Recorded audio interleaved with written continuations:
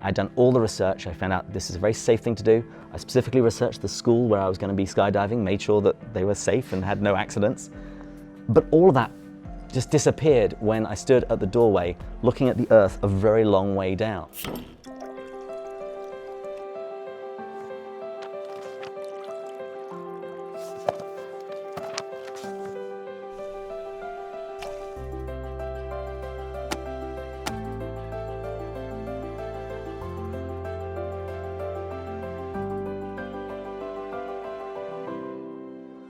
I was watching a video the other day with Dr. Lawrence Krauss in a debate against William Lane Craig, and it's amazing when you listen to new atheists, and that's the Richard Dawkins, the Christopher Hitchens, Lawrence Krauss, or if you read their works, you get this sense that science has buried God. They speak that way with this full force and authority of their academic background and their credentials, and it's led this view that faith and science are incompatible, or faith is irrational or unreasonable. And it's gone so far as if you're a person who has faith, people assume you're believing in something contrary to the evidence. Yeah. It breaks my heart because I've dug in, you and I love the Christian faith and the truth and the beauty of it. And if you believe this, you're going to miss out on that. And we've spent a lot of time digging in asking the question of whether God exists or not and looking at the evidence both scientifically, philosophically, our experience with faith. And both, first of all, completely disagree that science has buried God. And in fact, the research has led us to have a very strong conviction in our faith. And Christianity doesn't tell people to check in their brains at the church door. Absolutely not. But you'd think that. You would. And I remember Lewis says that when he was an atheist, he could never understand why Christians regarded faith as a virtue. He said, I used to say a sane man accepts or rejects any statement, not because he wants to or does not want to, but because the evidence seems to him good or bad. If he thought the evidence was bad, but tried to force himself to believe in spite of it, that would be merely stupid. I mean, that ending. I love how he's saying belief, if you believe something contrary to the weight of the evidence, you're an idiot. I mean, straight out of C.S. Lewis's mouth. That is not what faith is. No, and I'd actually say Christianity is the religion where faith and reason can actually come together. And I first started recognizing this during exploring all of this, the questions that we're asking right now. At my time at Oxford, I just read the book by Richard Dawkins, The God Delusion. The Atheist Bible. It is, and it sold millions of copies. And if that's the first book you start with and the last one you read, it's convincing. But when I read it, it left me dissatisfied. And maybe by the grace of God, a week or two later after I read it, I'm walking across New College, the campus at Oxford, and there's Richard Dawkins. And so I run over to him. Took a selfie. Still way before that era, but I would have. And I asked him, I said, I really like your book. I appreciate it, but I'm struggling because it doesn't seem to answer the beginning of time. Why is there something rather than nothing? And he pointed me towards a friend of his, a colleague, Dr. Lawrence Krauss, who wrote this book, A Universe from Nothing. Why there's something rather than nothing. And this is supposed to be almost the second Bible for atheists in the sense that, because that's a question atheism has never been able to offer very good explanations for, satisfying explanations. And so this, I'm looking at the title and thinking to myself, all right, this is going to be it. And I wanted atheism to be true at the time. And I read it and I'm thinking to myself, this just redefines nothing. Quantum vacuum based on certain principles and configurations in the beginning of time is not nothing. Where did those come from? And this entire question of the origin of the universe, it's often been something that theists have pointed to. There's a philosophical example called the Kalam Argument. And it's based on two very simple premises and a rather obvious conclusion. The first premise is that everything that begins to exist has a cause. We just know that intuitively. You have cause, you have effect. We don't just expect things to pop into existence for no reason. The second premise is the universe began to exist. And I think the weight of scientific evidence really backs that up, particularly recently. I think even people like Dr. Krauss would admit that. He does in the video, actually. So if we've got everything that begins to exist has a cause, the universe began to exist, the obvious conclusion is that therefore the universe has a cause. And initially that doesn't sound like much, but we can reason a little bit about this cause. So when the universe came into existence, so did time, space, and matter. Therefore, the cause of this must be timeless, spaceless, and immaterial. And this eternal cause needs to be personal in order to create something like the universe. And it also needs to be incredibly powerful in order to make everything.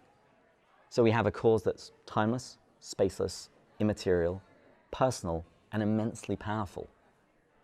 It sounds kind of like God. It does. I mean, we're not all the way to the Trinitarian God of Christianity, but we are some way along that.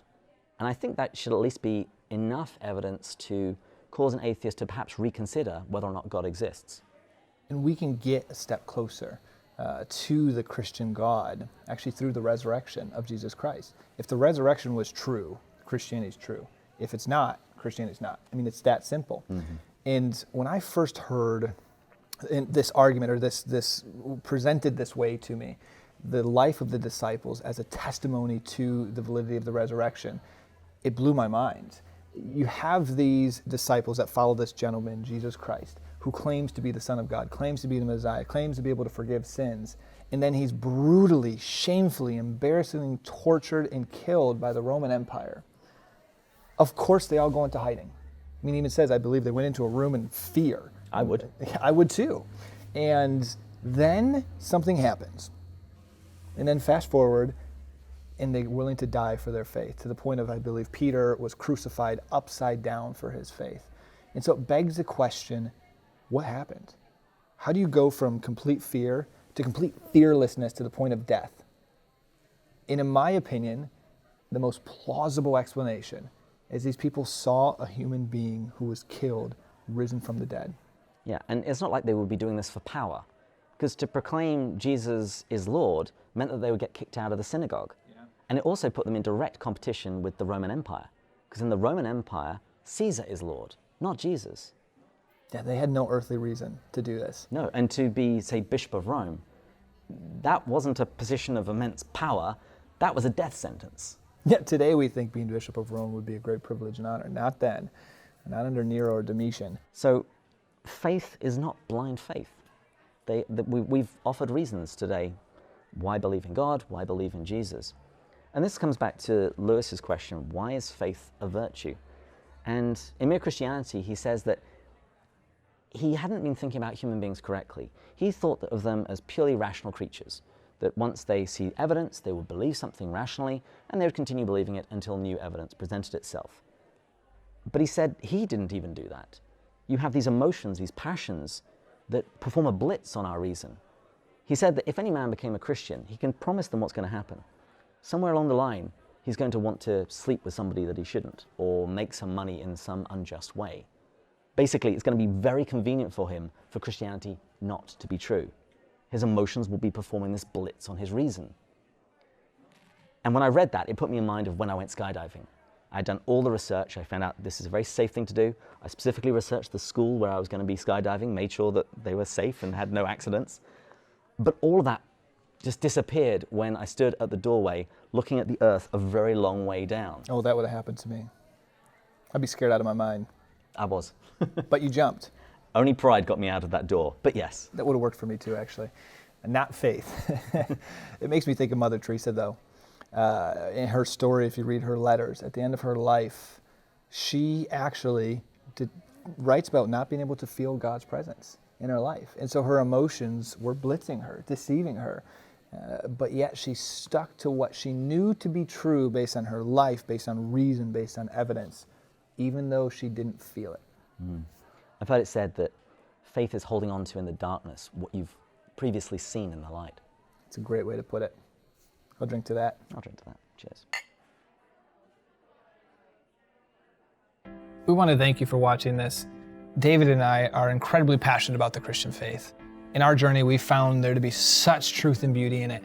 And if there's anything you disagree with, if there's anything you're struggling with that we just haven't talked about, we invite you to share that in the comments, and we would love the opportunity to address that, to do a video on it, because if you're struggling with it, probably others are. And if you are an excellent sort of person who wants to go to heaven, please share this link. It's that simple. We offer you heaven for easy. Very cheap. But seriously, if you found one of our videos helpful, if it has helped you grow in your love and understanding of Christianity or C.S. Lewis, please share it with your friends. See you next time. Further up. Further in. Cheers.